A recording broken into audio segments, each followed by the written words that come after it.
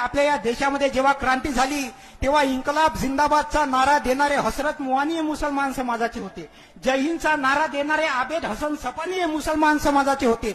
1942 ला भारत छोडो आंदोलन झालं तेव्हा सायमन गो बॅक म्हणजे भारत छोडोचा नारा देणारे युसुफ मेहर अली हे मुसलमान समाजाचे होते. तुम्ही ज्या देशामध्ये राहता त्या देशाचा तिरंगा सुरैया तय्यबजी नावाच्या मुस्लिम महिलेने तयार केला आहे.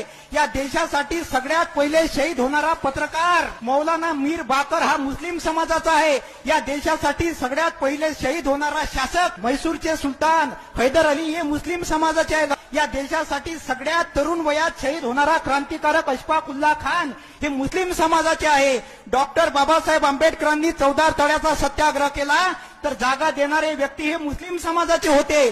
जेव्हा महात्मा फुलेंनी इथल्या महिलांसाठी पहिली शाळा काढली आणि ह्या भामट्यांनी महात्मा फुलेंच्या घरावर मारेकरी पाठवले तेव्हा महात्मा फुलेंच्या वडिलांनी सांगितलं की तुला घरामध्ये राहण्याचा अधिकार नाही. तेव्हा महात्मा फुलेंच्या वडिलांनी त्यांना घराच्या बाहेर काढलं.